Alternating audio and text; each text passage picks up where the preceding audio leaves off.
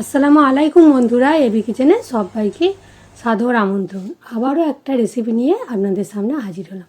আজকের আমার রেসিপি হলো তালের নরম তুলতুলে মালপোয়া পিঠে। এটা করতে খুবই সহজ আর খেতে এত টেস্ট হয়, 2-3 দিন পর্যন্ত নরম থাকবে। আমি যেভাবে বানাচ্ছি ঠিক এইভাবে বানালে পুরো পারফেক্ট তৈরি হবে। আর এখানে আমি মেজারমেন্ট কাপে একই কাপে সব মেপে নিচ্ছি। যদি আপনাদের কাছে মেজারমেন্ট কাপ না থাকে, বাড়িতে যে কোনো বাটি বা চা খাওয়ার কাপে মেপে নিলেও হবে। হাফ কাপ সুজি নিয়েছি, হাফ কাপ ময়দা নিয়েছি, হাফ কাপ চিনি আর হাফ কাপ তালের মাড়ি বা তালের রসটা নেব, কিন্তু ওটা নর্মালি নেব, রুম টেম্পারেচারে থাকা। ফ্রিজে ঠান্ডাও নেব না আর গরমও নেব না।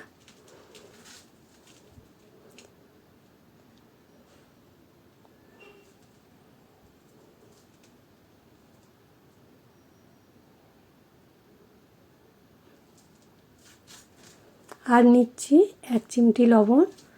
লবণটা মিষ্টির সঙ্গে অল্প দিলে মিষ্টির ব্যালেন্সটা ঠিক হয়।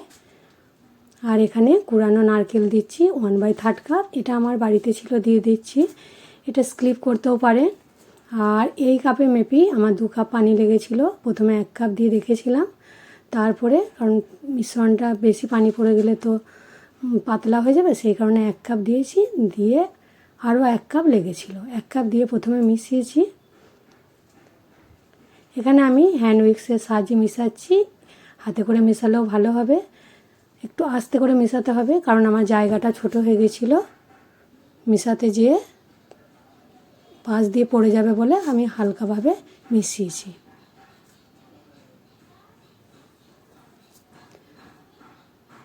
আর আমি যেভাবে বানাচ্ছি প্রথম থেকে শেষ পর্যন্ত ভিডিওটা এইভাবে দেখুন। এইভাবে বানালে পুরো পারফেক্ট তালের মালপোয়া তৈরি হবে, আর এত সুন্দর সফট নরম হবে, আর খেতেও হবে দারুণ টেস্ট।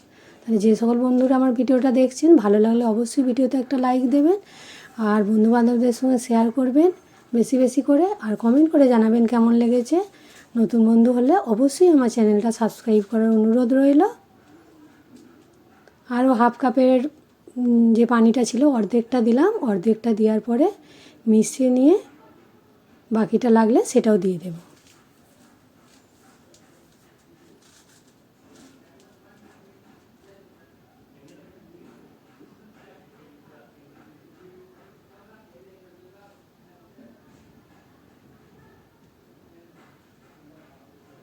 বাকি যে পানিটা ছিল সেটাও দিয়ে দিলাম। মোটামুটি আমার এখানে হাফ কাপে 2 কাপ, অর্থাৎ পুরোপুরি 1 কাপ পানি লেগেছে। এতেই আমার মিশ্রণটা ঠিক হয়েছে। মিশ্রণটা খুব ঘনও হবে না, খুব পাতলা হবে না, মিডিয়াম হবে।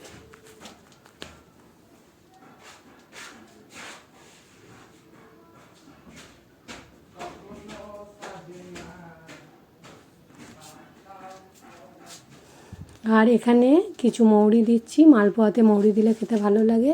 মৌরিটা একটু হালকা গুঁড়ো করে নিয়েছি, ফ্লেভারটা যাতে মালপোয়ার মধ্যে বের হয়ে যায়। এটা অবশ্য মৌরি কেউ পছন্দ না করলে না দিতে পারেন, এর বদলে এলাচ পছন্দ করলে এলাচের পাউডার দিয়ে দিতে পারেন। তা মালপোয়াতে মৌরিটাই বেশি ভালো লাগে। মিশ্রণের ঘনত্বটা ঠিক এরকম হবে।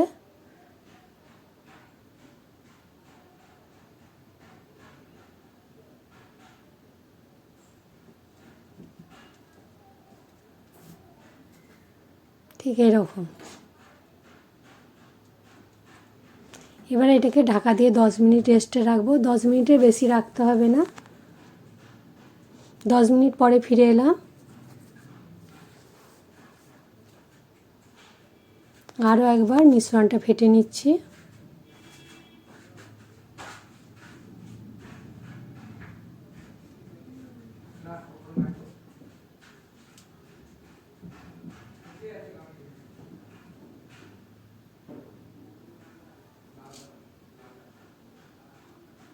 ঠিক এরকম হয়েছে, খুব পাতলাও নয় আর খুব গাঢ়ও নয়।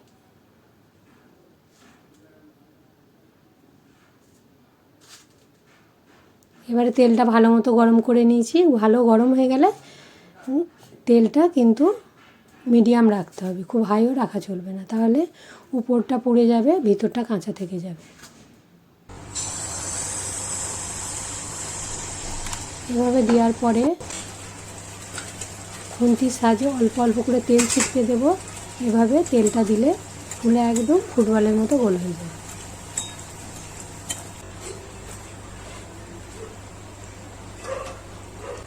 ফুলে একবারে গোল হয়ে গেছে। এবারে উল্টে দিচ্ছি।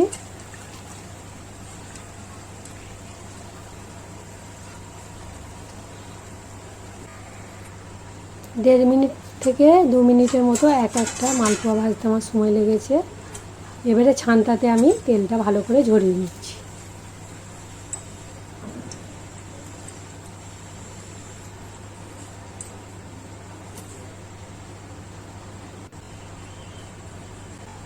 আবারও একটা দিচ্ছি।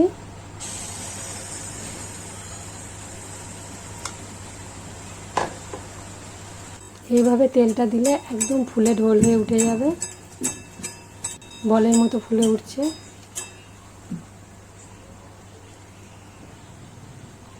আর ঠিক এইভাবে পুরো মেপে মেপে দিলে একটুও গোলমাল হবে না। যারা কোনো দিন বানায়নি তারাও বানাতে পারবে এইভাবে মালপোয়া।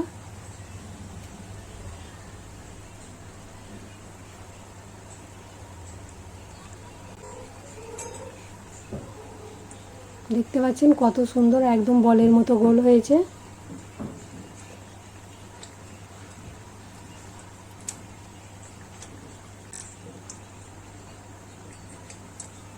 এদিকটাও হয়ে গেছে। এবারে ছানটার সঙ্গে তেলটাকে ঝরিয়ে নেব।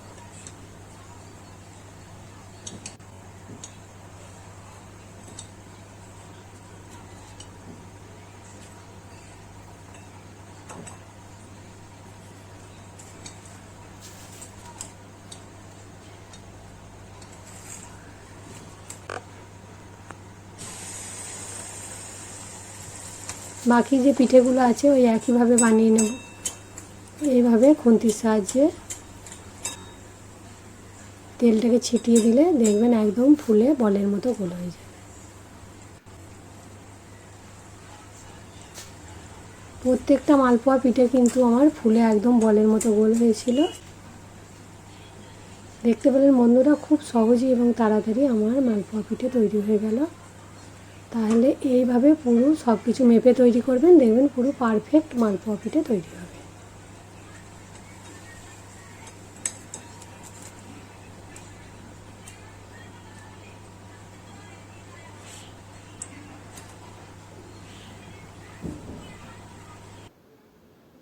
এটা কিন্তু 2 দিন পর্যন্ত নরম থাকবে, একদম এতটাই সফট নরম হয়েছে আর খেতে টেস্ট।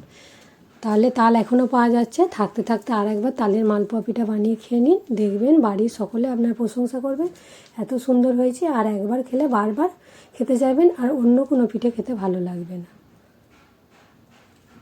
এতটাই সফট আর নরম হয়েছিল। তাহলে আজকে এই পর্যন্তই, আবার অন্য ভিডিওতে সবার সাথে দেখা হবে। সবাই ভালো থাকবেন, সুস্থ থাকবেন, সাবধানে থাকবেন। খোদা হাফেজ।